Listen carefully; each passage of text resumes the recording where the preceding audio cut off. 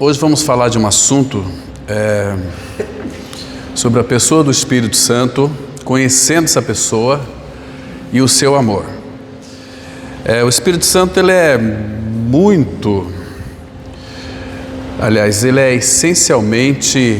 essencial para nós, o povo do Senhor. Por quê?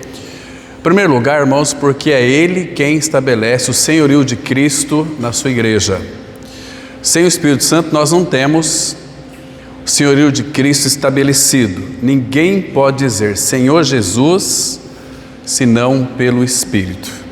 O Espírito, Ele é uma pessoa maravilhosa. Sem Ele, nós não vamos ter a revelação nas Escrituras. Sem Ele, nós não vamos ter condições de falar algo relacionado à palavra, às ministrações, pregação. Porque quando uma pessoa não tem o Espírito Santo, a pregação é outro tipo de pregação.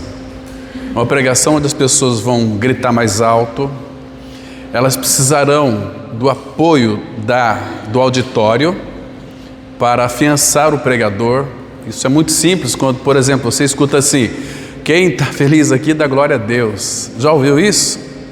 Significa que aquele pregador não tem ou não está na dependência do Espírito, que ele precisa de uma fiança, precisa de uma resposta da Assembleia para ele ministrar o seu conhecimento. Então sempre vai ser induzido a citar versículos da Bíblia: Senhor é por nós, quem será contra nós? Essas coisas todas, por aí vai. Agora, irmãos, quando nós de fato fomos regenerados, o Espírito Santo, ele vem para dentro de nós. E ele vai trazer para dentro de nós tudo aquilo que é divino, tudo aquilo que é celestial. É céus na terra. E o Espírito Santo nunca irá contradizer aquilo que ele inspirou, a sua palavra. E ele vai trazer para nós uma das coisas preciosas, porque quem opera em nós a regeneração não é Deus o Pai, não é o Senhor Jesus, é o Espírito Santo. João 3,5 diz assim: quem não nascer da água e do Espírito não pode entrar no reino de Deus. Então nós vamos hoje, quando eu falo assim, conhecer o Espírito, me escute com cuidado, irmãos. Lembrando que Ele é uma pessoa, não é uma energia, não é uma força. E é dado a Ele muitos nomes. Então nós pretendemos, com a ajuda do Senhor, a partir de hoje, alguns domingos, se o Pai permitir, tratarmos sobre a pessoa do Espírito Santo, tão esquecido em nossas comunidades. Porém, irmãos, nós devemos ter em mente também que a igreja, ela não é espiritocêntrica, a igreja é cristocêntrica. Quando eu disse aqui que não é o Senhor Jesus quem nos salva, mas Ele não é o Salvador, claro que é, mas quem opera a obra que Cristo realizou no Calvário é o Espírito Santo. Então, o Espírito Santo, vocês se lembram? A gente vai ver depois os textos para confirmar essa verdade, porque é bom nós lermos Bíblia.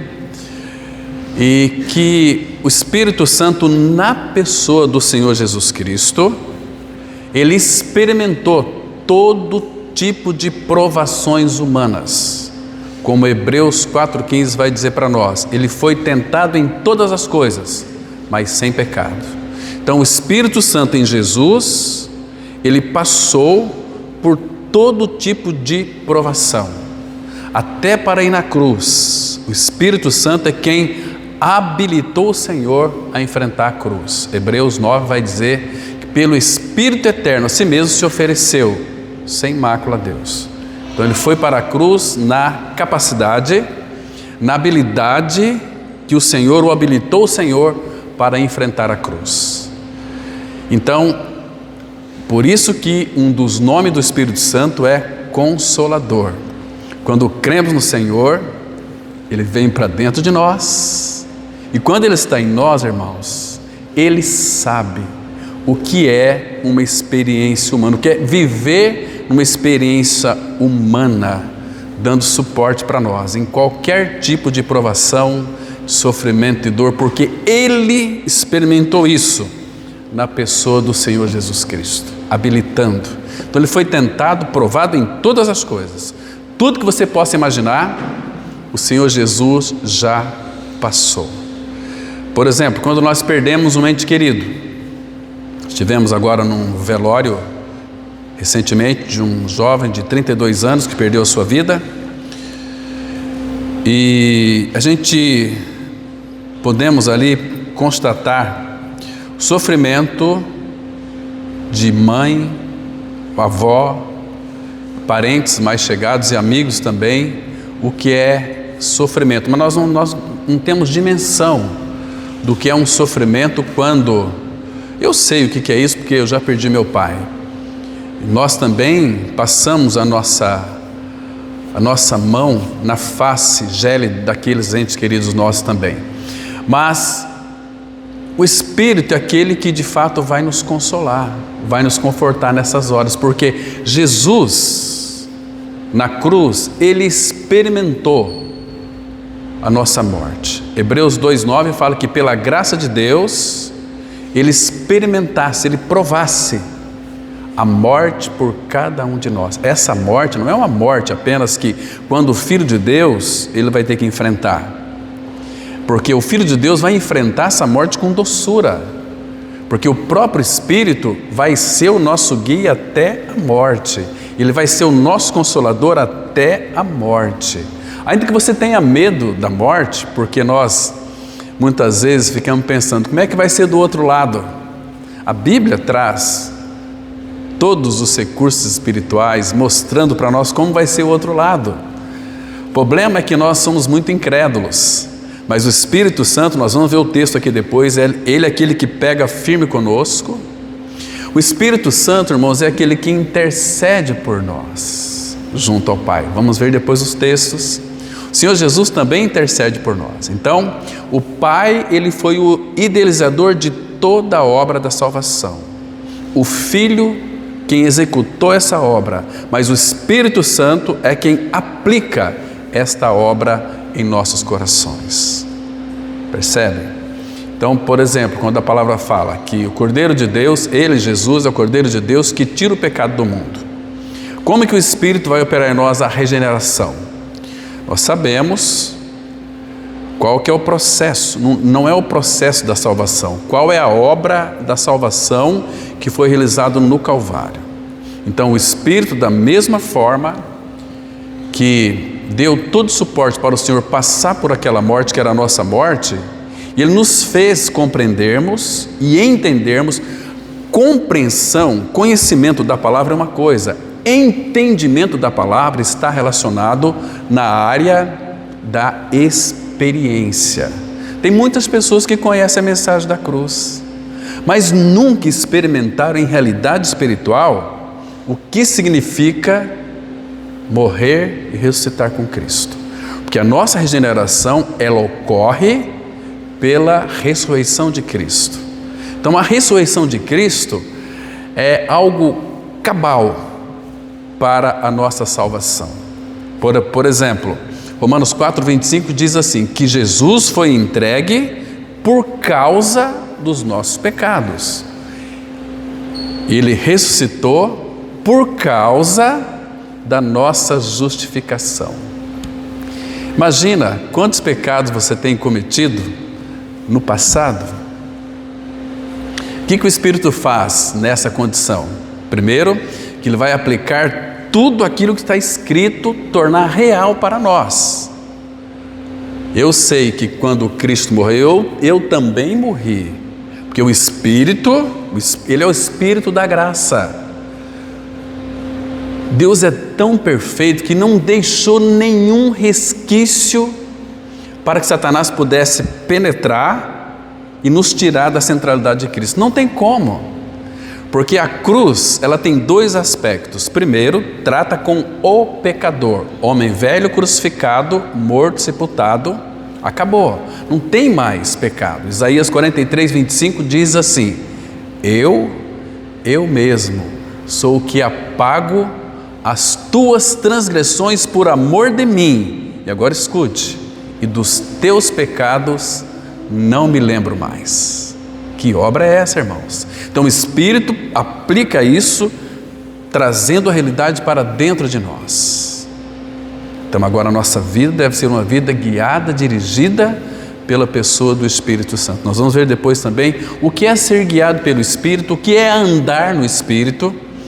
E Filipenses, apóstolo Paulo, em muitos textos, diz para nós também termos comunhão com o Espírito Santo. Irmãos, e por ele ser uma pessoa, quando nós o entristeçamos, como Paulo fala lá em Efésios capítulo 4, versículo 30, não entristeçais o Espírito, porque ele é uma pessoa, e quando ele está triste em nós, imagina essa tristeza. Tem um irmão do passado, ele relatou o que significa quando o Espírito Santo está triste em nós. Imagina você que é uma mulher e tem um filho no seu ventre de 8 meses. De repente você vai fazer o pré-natal e o médico fala: olha, infelizmente estava tudo bem, mas seu filho, ele está morto dentro do seu ventre. Aquela tristeza da mãe, que é uma tristeza angustiosa, é uma tristeza profunda, saber que o filho que estava sendo gerado 8 meses, prontinho já quase para nascer, entrando nos 9 meses.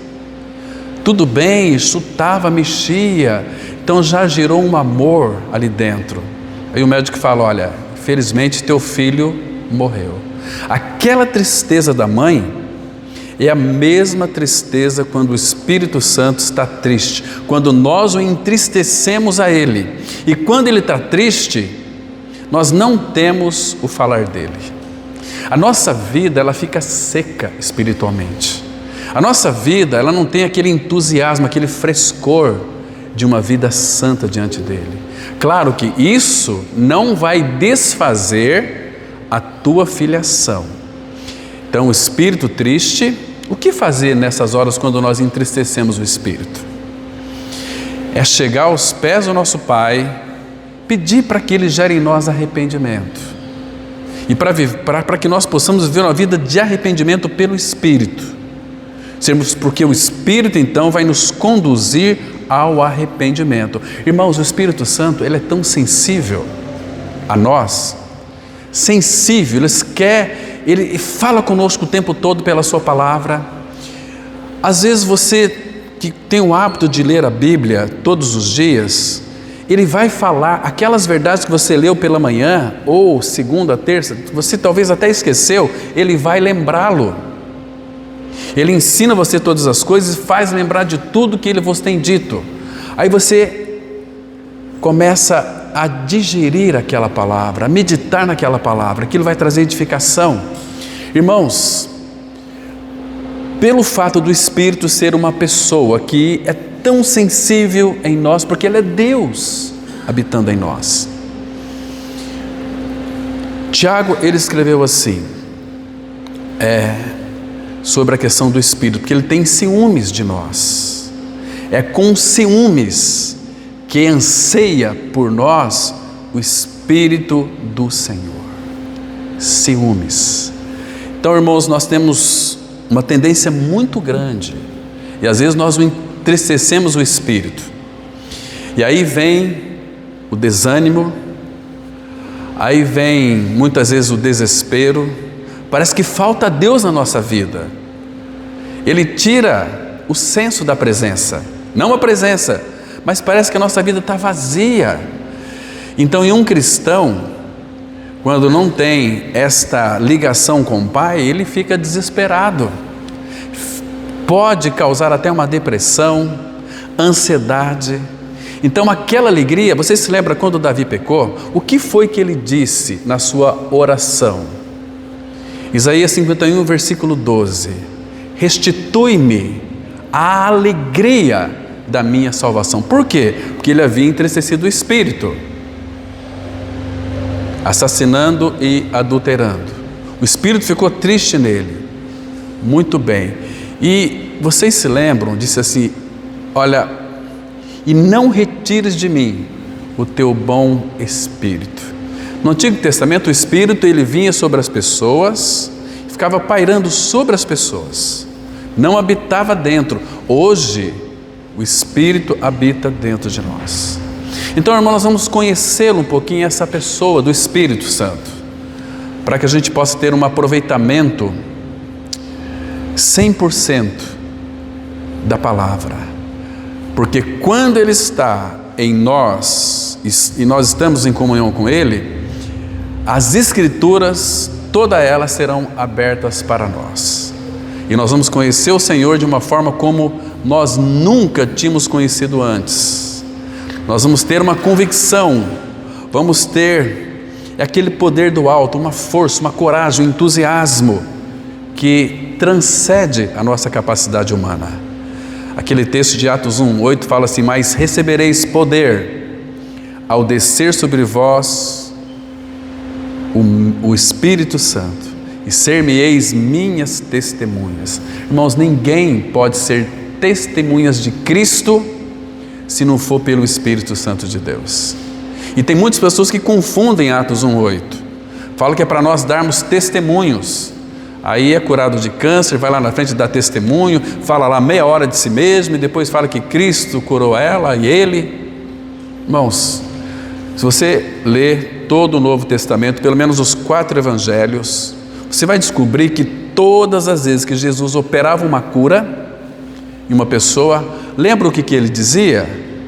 Vai lá, dá testemunho, fala que eu te curei. Nunca pediu isso. Ele disse assim: vá e não contes nada para ninguém. Entende, irmãos?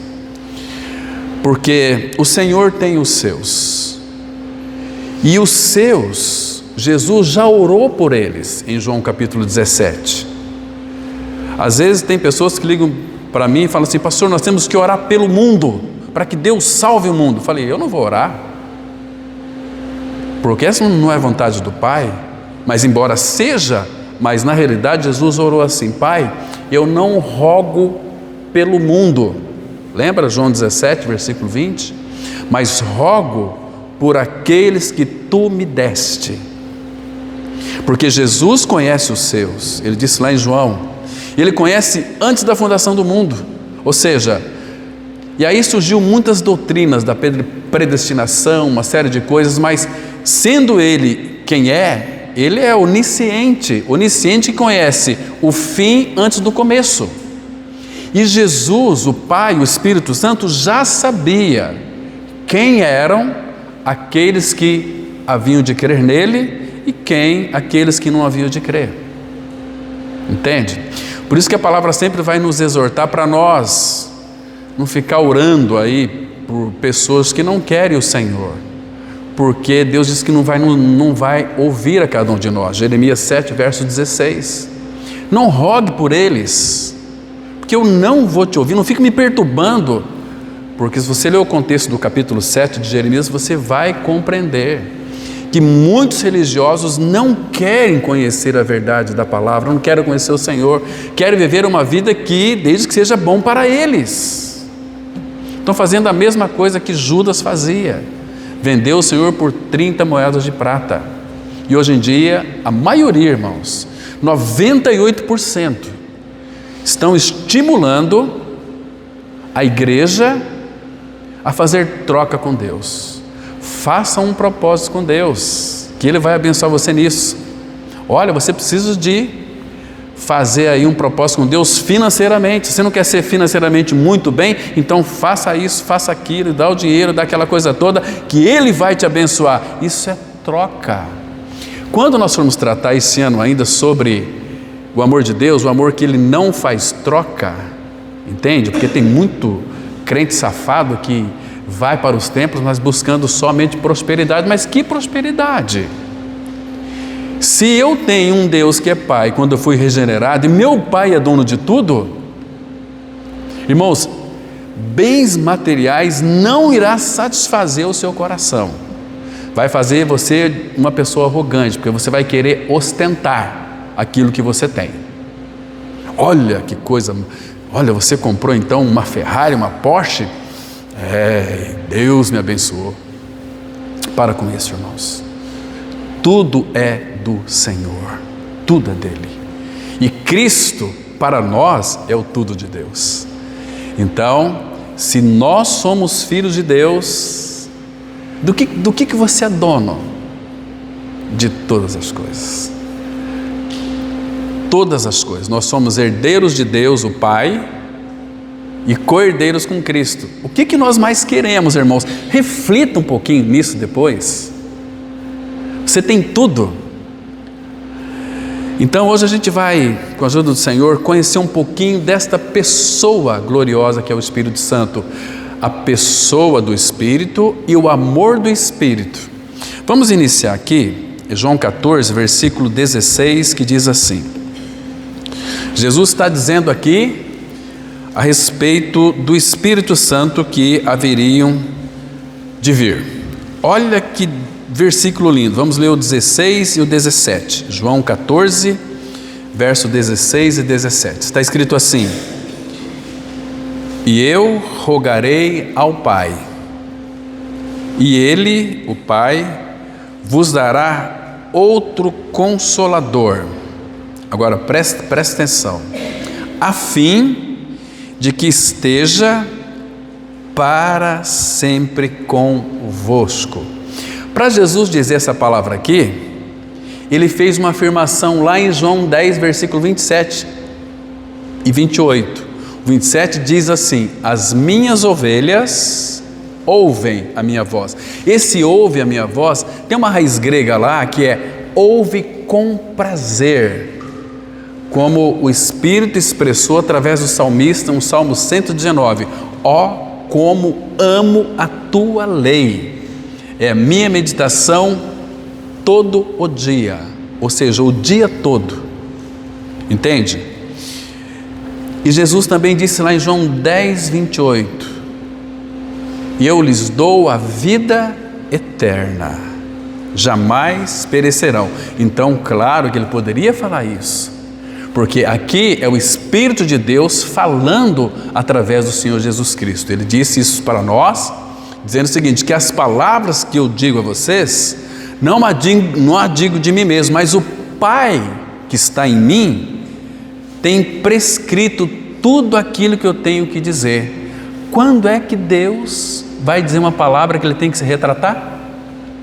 Você e eu sim, nós dizemos muitas besteiras, nós temos que nos retratar, mas Deus nunca, nenhuma palavra Jesus teve que dizer, olha, não era isso que eu quis dizer para você, talvez você entendeu errado. Não é, a palavra, ela permanece para sempre, vai passar terra e céus, mas a minha palavra permanecerá eternamente. Essa é a palavra que nos foi evangelizada, entende? Então, se Ele nos dá a vida eterna, aquilo está dizendo o seguinte: Consolador, a fim de que esteja, olha que coisa linda, irmãos, para sempre convosco. Que lindo é isso, irmão, que promessa é essa? Aí ele continua dizendo, quem que é esse convosco? Ele não tem um ponto final aqui, tem uma vírgula. Ele vai mostrar quem é: o Espírito da verdade. Essa palavra verdade aqui no grego é o Espírito da realidade. Então o Espírito Santo, ele vai tornar tudo real das Escrituras para nós. A Bíblia foi escrita para nós. É nós que somos muitas vezes bobinhos, que não nos apropriamos das realidades espirituais que temos, nós já temos. E tem muitos cristãos que sofrem ainda nas garras de um monstro que já morreu. Então, é o Espírito da verdade que o mundo não pode receber. Ele vai explicando por que não pode receber. Porque não o vê. Irmãos, o mundo só vai crer se ver. Por isso que tem muitos testemunhos aí.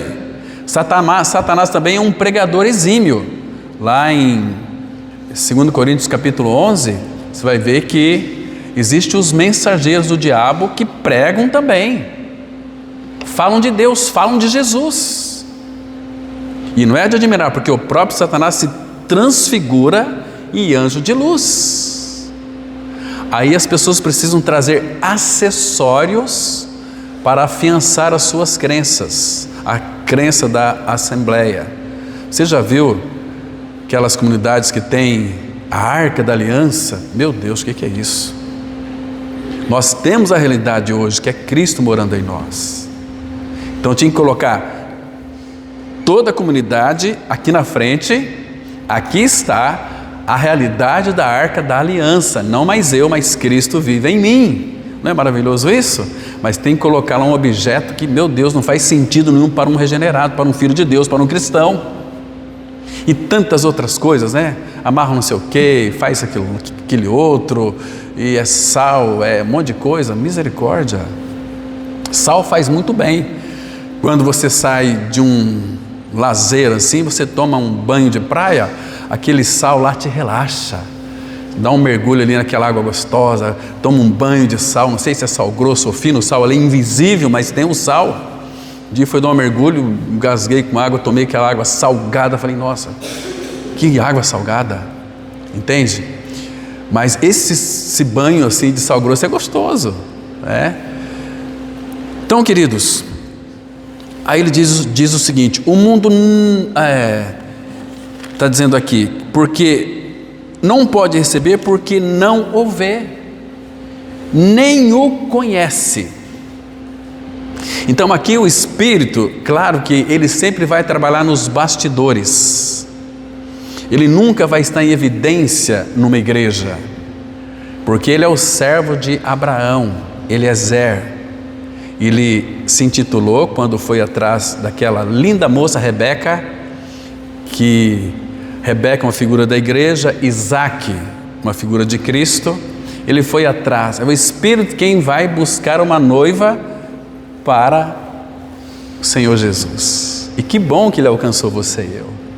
Que bom que nós somos a noiva do Cordeiro, a esposa de Cristo.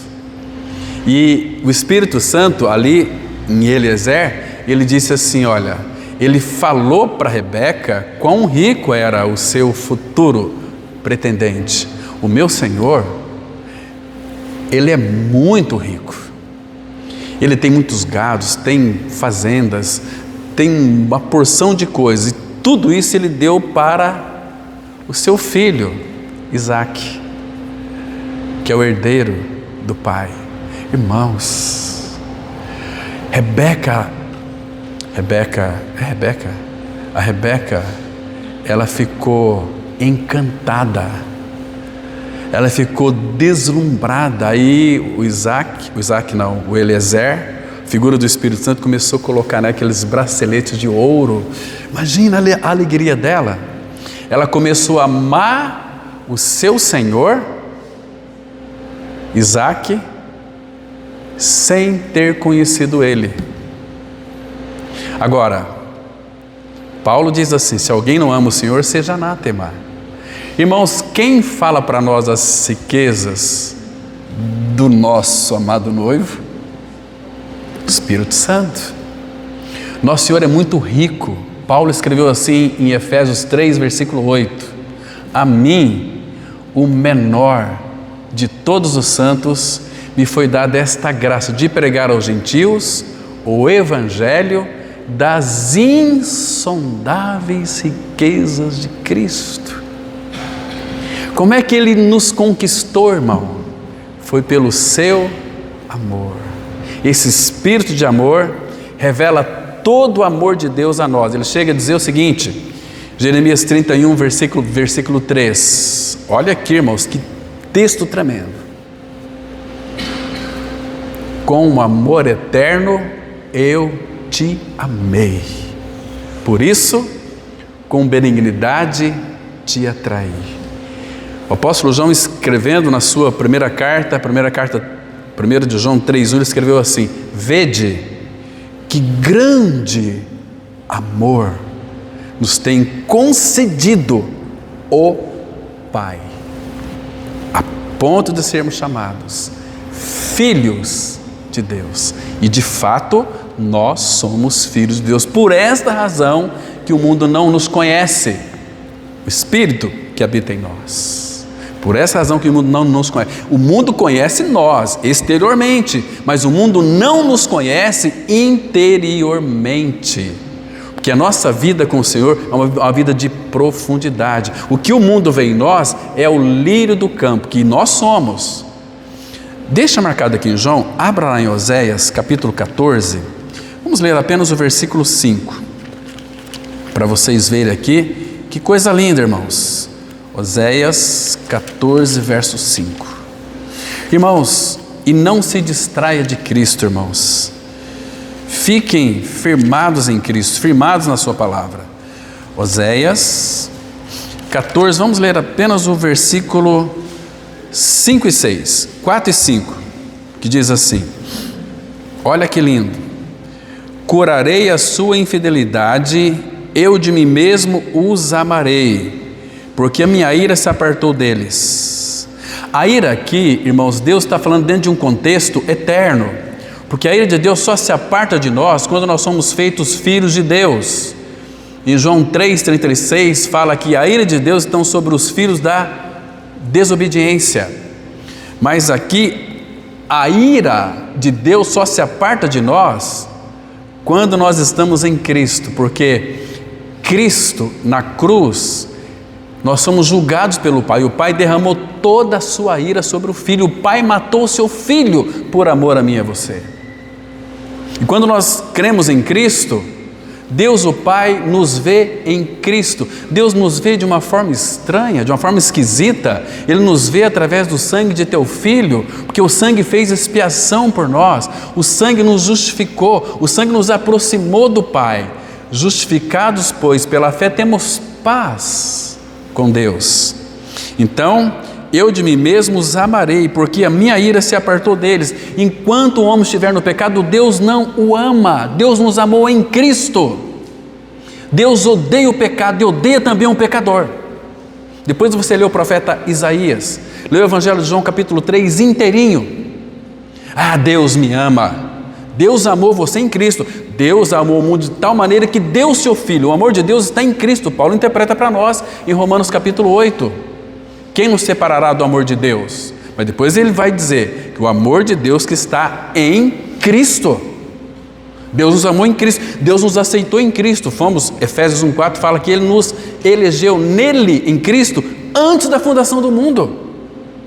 A única maneira da ira de Deus ser aplacada de nós, Ele nos receber como filhos, porque o Filho, que era unigênito, através da sua morte e ressurreição, Ele se tornou o primogênito, primeiro gerado dentre os mortos. Não é lindo isso, irmãos? Isso é cristianismo autêntico, verdadeiro, sem máscara e sem ritualismos. Agora, escute aqui o versículo 5. Serei para Israel como orvalho. Essa palavra orvalho no hebraico tem uma raiz muito interessante. Orvalho fala da vida. Este orvalho fala da presença do Senhor em nós. Agora veja aqui, como orvalho, ele florescerá como o lírio. O lírio é nós, a nossa vida da terra para cima é o lírio. Não é lindo o lírio, não é bonito? Somos nós. Pedro vai dizer o seguinte, 1 Pedro 1, versículo 24, vós sois erva, como flor da erva, que cedo nasce e à tarde murcha e morre. Esse é nós. Olha aqui, serei para Israel como orvalho, ele florescerá como o lírio. Esse aqui é nós. Agora, esse em diante vai falar da nossa vida com o Senhor. E lançará as suas raízes como o cedro do Líbano. Irmãos, o cedro, ele vai buscar água até 100 metros de profundidade. A nossa vida é crescer em menos, é crescer para baixo. Quando você nasceu de novo, você é 10. Quer crescer no Senhor? 9, 8, 7. Quanto mais você diminui, mais Cristo é formado. João escreveu assim, João 3,30. Convém que ele cresça e que eu diminua. É a obra do Espírito forjando o caráter de Cristo em nós. Irmãos, é muito lindo isso. Então, a nossa vida com o Senhor é uma vida oculta. É do solo para baixo. Profundidade. Nós éramos carvão. e carvão, quanto mais profundo ele vai sendo penetrado na terra, ele vai sofrer mais pressão, mais fogo, ele se torna em um brilhante, pedra de jaspe. E nós teremos, na Nova Jerusalém, nós vamos refletir aquela pedra de jaspe. Vamos ver esse texto só para a gente confirmar isso? Abra lá em Apocalipse, capítulo 21, versículo 11. Aqui é nós, em realidade espiritual, lá já. Então você pode desfrutar disto hoje. No final do versículo 9 está escrito assim, Apocalipse 21, 9: Vem, mostrar-te-ei a noiva, a esposa do Cordeiro. Me transportou em espírito até uma grande e elevada montanha e me mostrou a santa cidade, Jerusalém, que descia do céu da parte de Deus. Agora, aqui é a igreja. Ele está mostrando a noiva do Cordeiro. Agora, olha o versículo 11. A qual? O contexto é a noiva do Cordeiro. A noiva do Cordeiro é a qual tem a glória de Deus. O que é a glória de Deus? Cristo. Ele é a glória. Então nós temos o nosso noivo, a glória de Deus. Agora veja aqui, irmãos, o seu fulgor, o fulgor da igreja era, assim que João viu, era semelhante a uma pedra, não é preciosa, aqui ela é preciosíssima. O que isso significa, irmãos? Significa que foi pago um preço tão elevado que nenhum de nós conseguiríamos pagar, mas a igreja tem a glória de Deus, o seu fulgor, o nosso resplendor de luz é semelhante a uma pedra preciosíssima, como pedra de jaspe cristalina. A igreja, ela tem a glória de Deus e o seu fulgor é como uma pedra preciosíssima, como uma pedra de jaspe. Agora vamos comigo em Apocalipse capítulo 4, versículo 3. 4, versículo 3. Olha que coisa linda, irmãos. É impossível essas verdades do Senhor não tocar o nosso coração, porque está dizendo sobre mim e sobre você. Olha só, eu vou ler o contexto, versículo 2. Imediatamente eu me achei em espírito, eis armado no céu um trono, e no trono alguém sentado. Quem que você acha que está no trono sentado hoje? Um homem, Senhor Jesus. E esse que se acha sentado é semelhante no aspecto à pedra de jaspe. Oh, irmão, que coisa linda, que preciosidade. Você vê, irmão, como isso é fundamental para nós. Nós já temos essas realidades em Cristo Jesus, porque o Espírito forjou tudo isso em nós. Então, queridos, vamos voltar para o nosso texto base lá, em João capítulo 14. Estamos lendo aqui agora o versículo de número 17, né? Então, o mundo ele não pode receber porque não vê. O mundo não pode receber porque não o vê, nem o conhece. Agora, Jesus continua dizendo, vós o conheceis. Que bênção, irmãos. Vós o conheceis. Por que nós conhecemos? Porque ele habita com. Aqui, irmãos, literalmente Jesus está falando com seus discípulos. Olha, eu habito, vocês conhecem, porque eu habito com vocês. Isso aqui, irmãos, esse detalhe aqui é fundamental. Eu habito com vocês, vocês estão me vendo. Eu sou a realidade do reino, eu sou o reino, mas vocês conhecem, porque eu habito com vocês. Eram Jesus e os seus discípulos. Mas ele não para aqui. Ele habita convosco e estará em vós. Essa preposição em significa, en no grego, que significa dentro de. Ele habita com vocês, do lado de vocês, mas quando eu for, vou enviá-lo.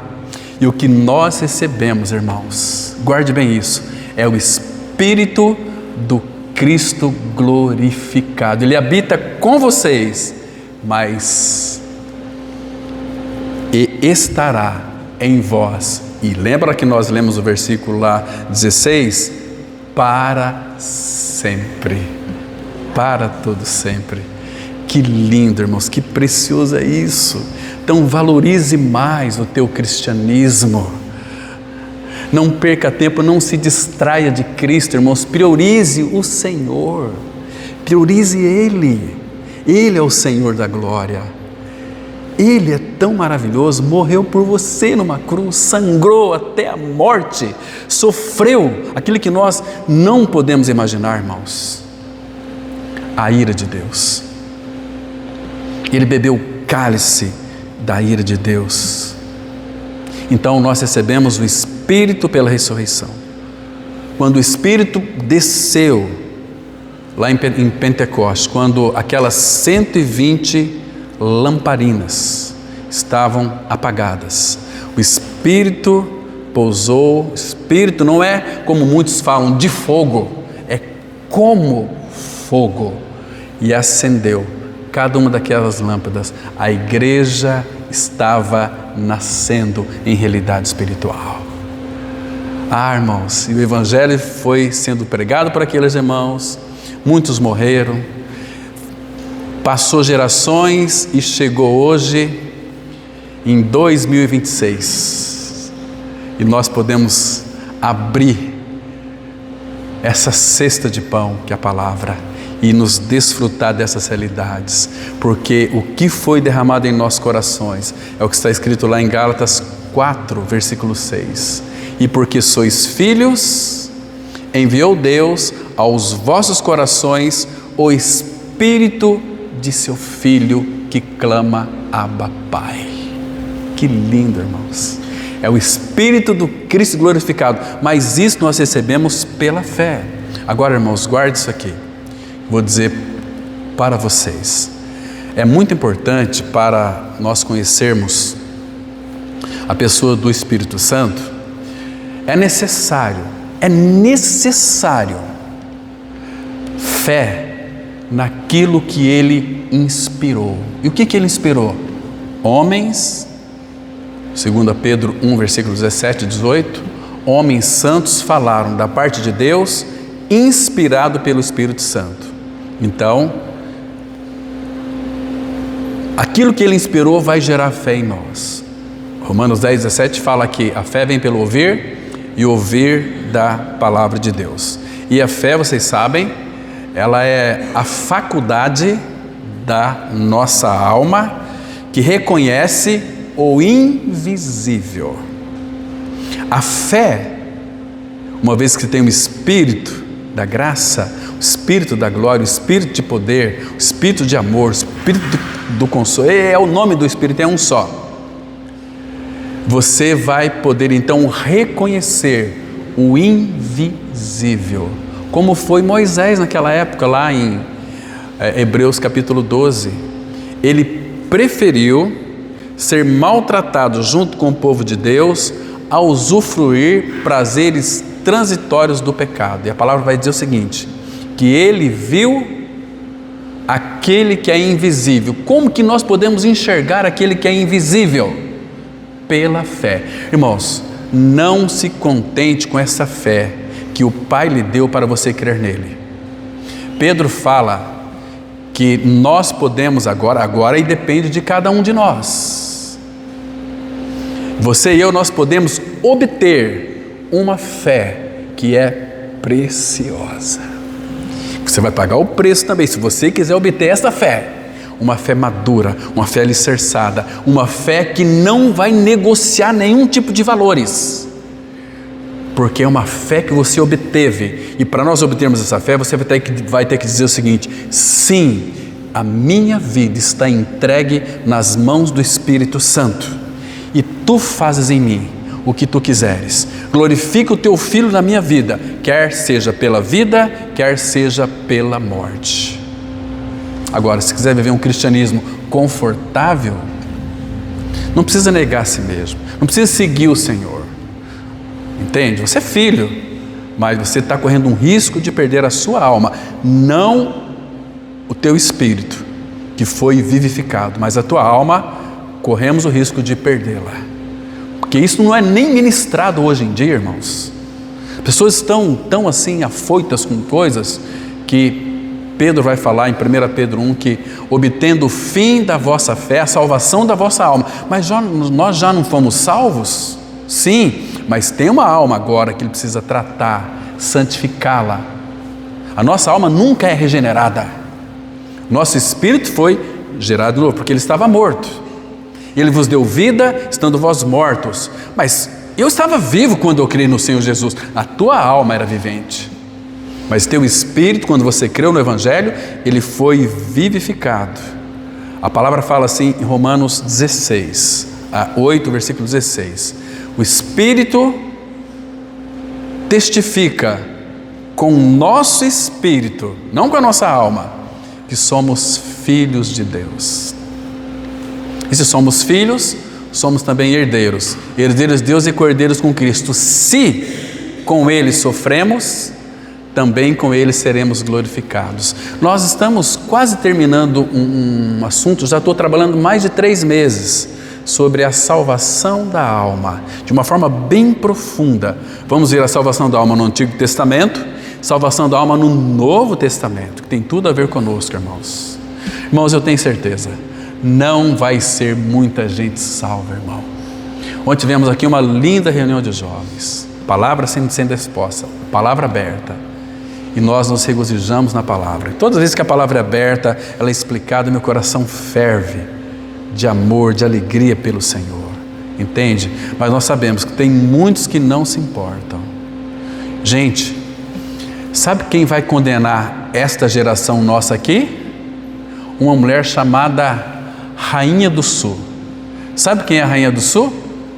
Aquela que saiu de lá dos confins da terra para escutar a sabedoria de Salomão.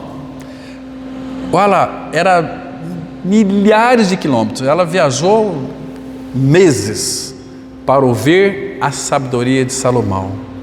E agora Jesus diz assim, olha, a Rainha do Sul se levantará contra esta geração e a condenará. Mas por quê? Porque ela saiu dos confins da terra para ouvir a sabedoria de Salomão. E Jesus diz assim, e eis aqui quem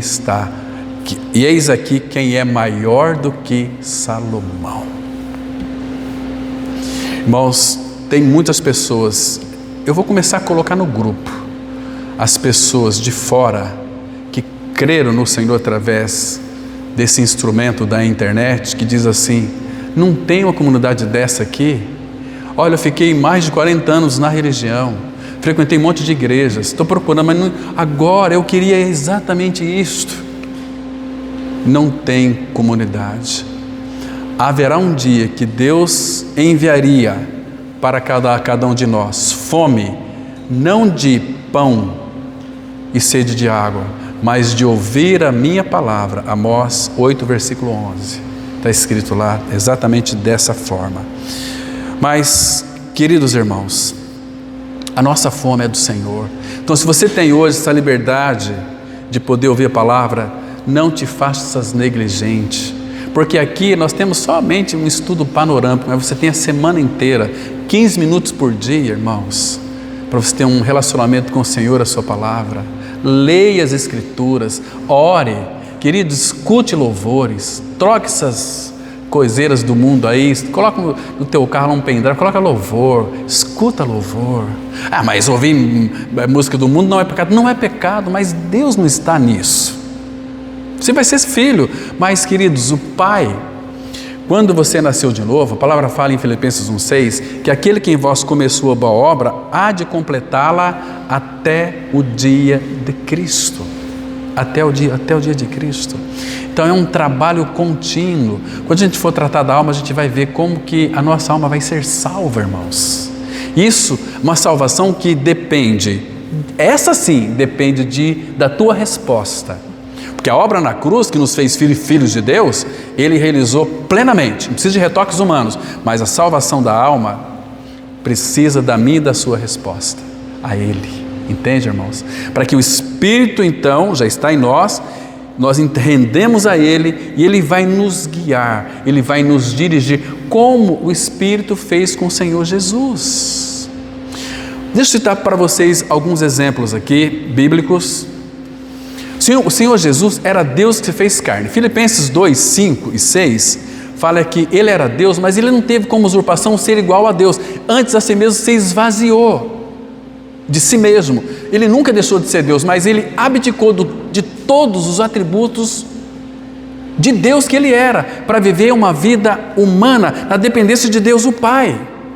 Então o Pai fazia o que o Pai queria, mas nunca contra a vontade do Senhor Jesus, porque Ele declarou isso para mim e para você. Ele disse assim em João 4,34: Pai, aliás, a minha vontade, a minha comida é fazer a tua vontade. E ali no grego o sentido é a minha comida predileta, a minha comida que eu como com gosto é fazer a tua vontade, é realizar a tua obra. Obra de Deus. O Pai realizou a obra dele no Senhor Jesus. Então quando Jesus, vocês se lembram? Quando ele entrou na água batismal ali, foi batizado por João Batista, quando ele saiu, o que houve naquele momento lá, irmão? O Espírito Santo veio sobre ele em forma corpórea de uma pomba, e ali Jesus começou o seu ministério. Vamos lá para o Evangelho de Lucas, capítulo 4. Olha como era a vida do Senhor Jesus, de absoluta dependência do Espírito Santo. Irmãos, um detalhe aqui que é muito importante. Esse Espírito Santo que habitou em Jesus, que o habilitou Jesus, é o mesmo Espírito que habita em você e em mim, que cremos no Senhor. Olha só, Lucas capítulo 4, vamos ler aqui o versículo 1, que diz assim, Lucas 4:1, está escrito: Jesus cheio do Espírito Santo. Aqui, irmãos, é o homem, não fala aqui, é Jesus, o homem, cheio do Espírito Santo, voltou do Jordão e foi guiado pelo mesmo Espírito no deserto. Quem que guiava Jesus, irmãos? Era o Espírito Santo. Jesus nunca quis ter uma vontade própria. Aliás, teve uma vontade apenas. Ele orou lá em João 17, ele disse assim: Pai, a minha vontade é que onde eu esteja também aquele que tu me deste. Que vontade que ele teve, irmãos.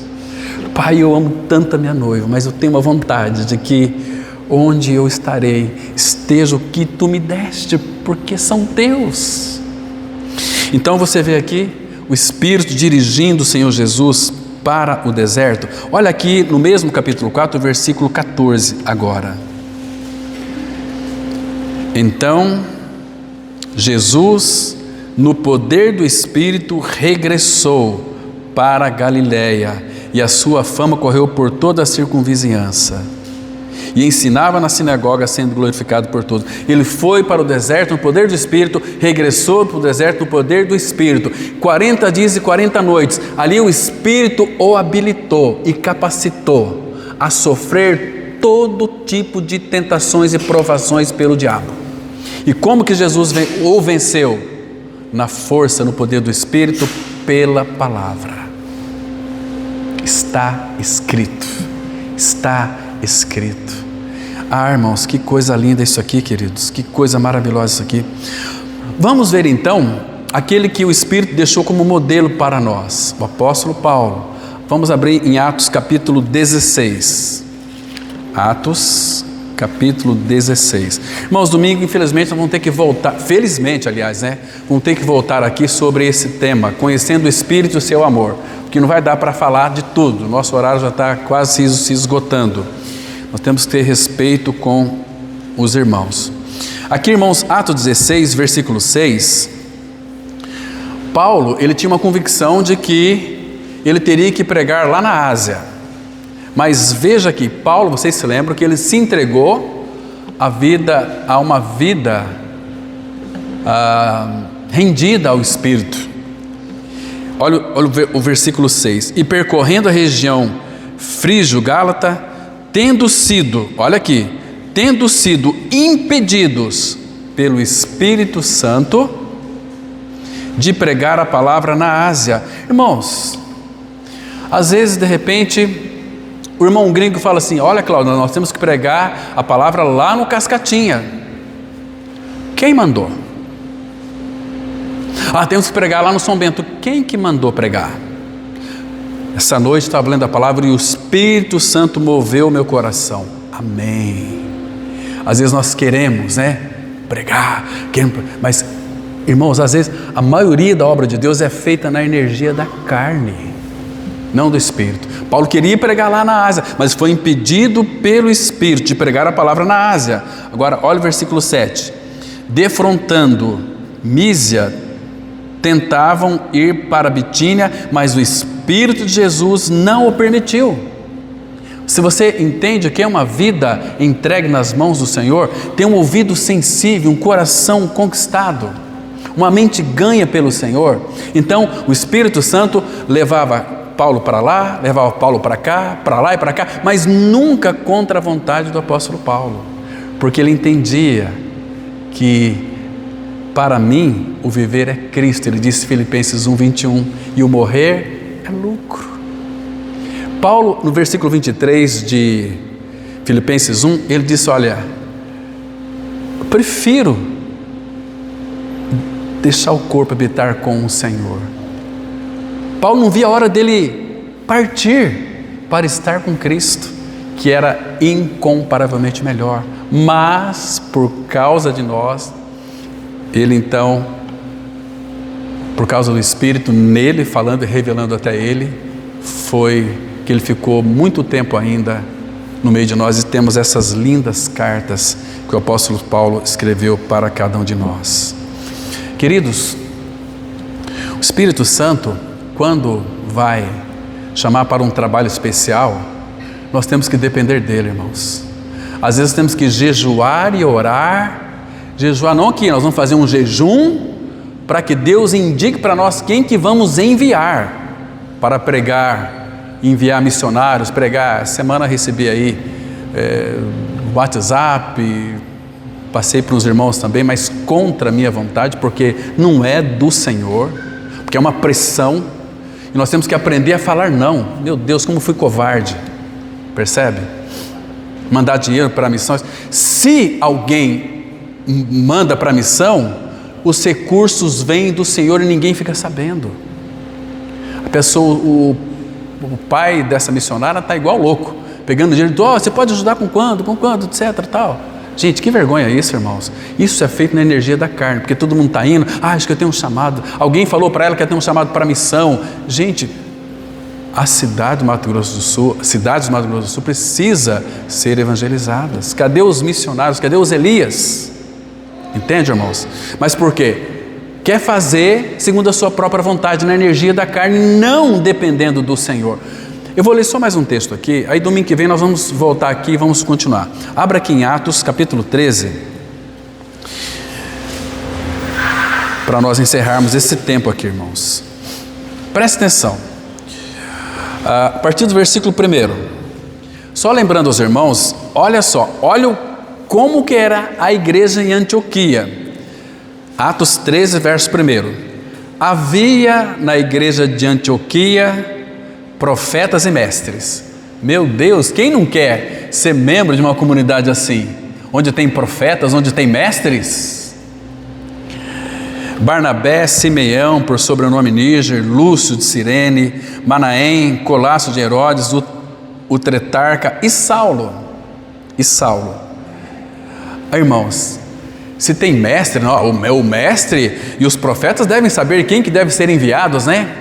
Mas olha o versículo 2, servindo eles ao Senhor e jejuando. Irmãos, a palavra servir aqui no original significa ministrar. Ele estava ministrando ao Senhor. O que isso significa? Eles estavam, não que eles promoveram um jejum, Eles estavam orando e jejuando. Quando eles estavam orando, passava um tempo, porque eles queriam ouvir a voz do Senhor. Então, às vezes a gente passa tempo, às vezes estou lendo a Bíblia, começo lá às 6:30 da manhã, quase meio-dia, 2 horas, não dá fome. Eu estou jejuando, eu não programei um jejum. Um dia nós vamos tratar sobre o que é um jejum bíblico aqui. Irmãos, pelo fato deles estarem jejuando, servindo eles ao Senhor e jejuando, porque quando nós estamos servindo ao Senhor, você não quer sair de perto dele, você nem se preocupa com comida, você jejuou e nem soube, e nem vai ter fome.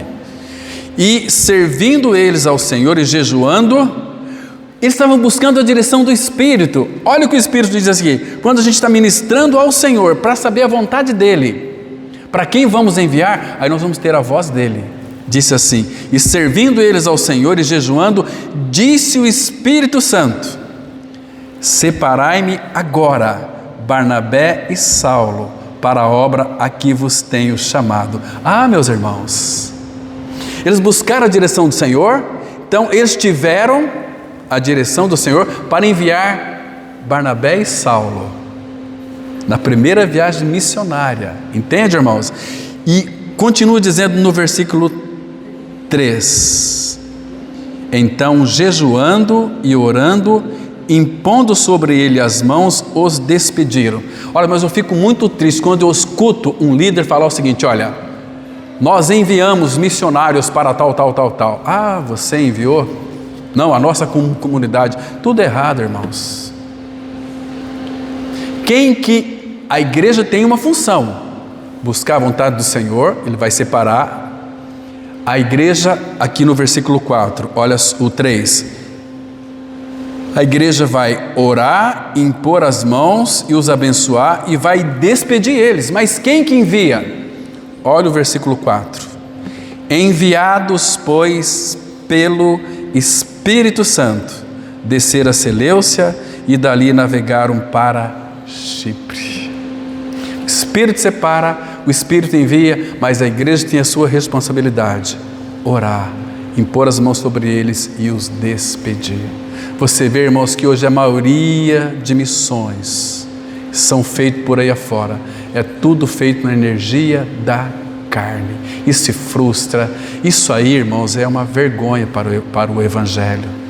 Quando de repente a gente envia o Gabriel para um determinado local, você tem que ir, você tem o dom, você tem a vocação, mas então a igreja que não conhece o Senhor vai enviar ele, depois aí vem os irmãos dele, a mãe dele, e nós, olha, você ajuda, vamos fazer aqui um negócio de pizza para poder enviar, vamos fazer... Não, irmãos, não conhece o Senhor. Ah, mas lá precisa, todo lugar precisa. Paulo iria pregar lá na Ásia, mas ele foi impedido pelo Espírito. Será que Deus queria que aquele povo lá da Ásia morresse todos? E tudo para o inferno? O Senhor conhece os seus, Ele vai enviar missionários para onde? Se tiver um missionário lá, aliás, se tiver um filho dele lá que é pecador que vai crer, o missionário vai para lá. Por que normalmente os chamados é sempre para a África aqui do sul e não é lá para cima, onde tem fome, onde lá morre facilmente?